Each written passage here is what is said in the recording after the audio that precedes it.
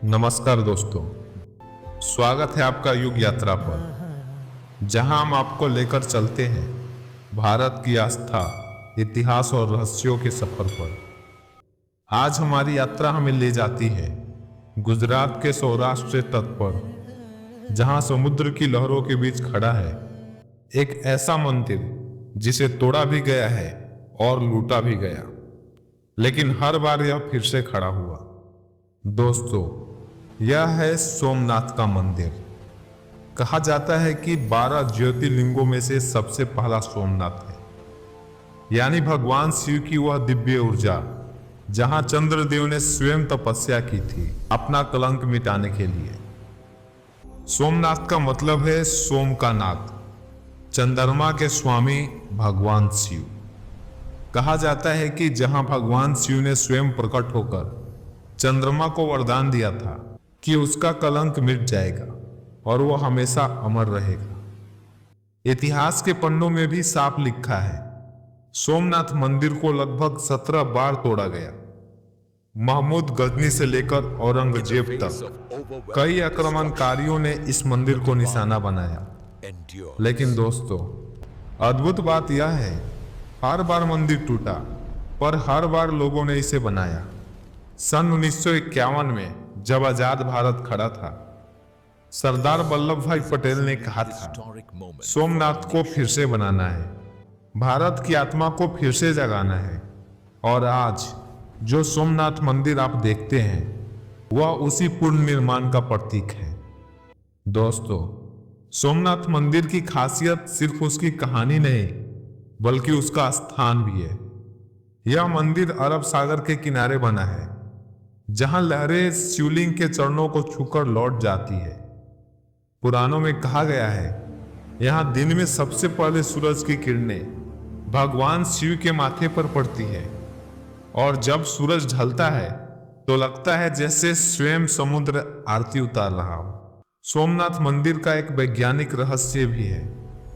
British सर्वे के अनुसार सोमनाथ मंदिर के सामने समुद्र की सीधी रेखा में धरती के दक्षिण ध्रुव तक कोई भूखंड नहीं आता, यानी मंदिर के सामने सिर्फ जल ही जल है। क्या यह एक सिर्फ संयोग है या कोई दिव्य गणना? दोस्तों, सोमनाथ सिर्फ एक मंदिर नहीं, बल्कि भारतीय आत्मा की अमरता का प्रतीक है। सोमनाथ का मंदिर यह सिखाता है कि भक्ति को तोड़ा जा सकता है, पर मिटाया कभी नहीं जा सकता। हर बार जब किसी ने इसे गिराया, किसी भक्त ने आकर इसे फिर से खड़ा कर दिया।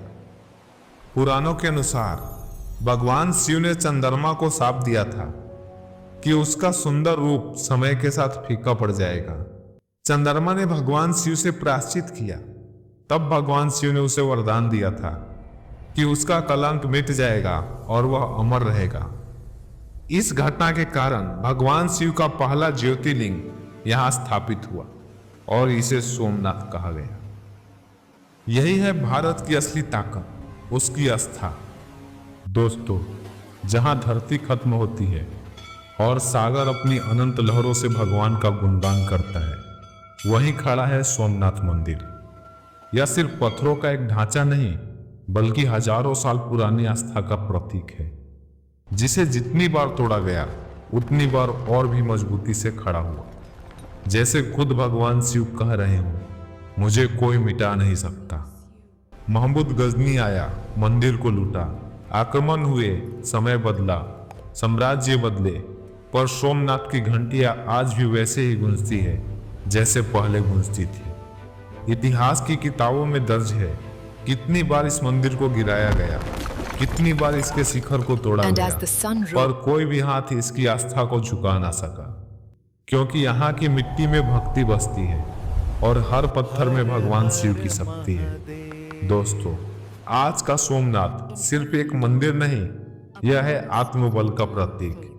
यह है उस युग की यादें जो कभी हार नहीं मानता, जहां श्रद्धा ही ताकत है और शिव ही संकल्प है।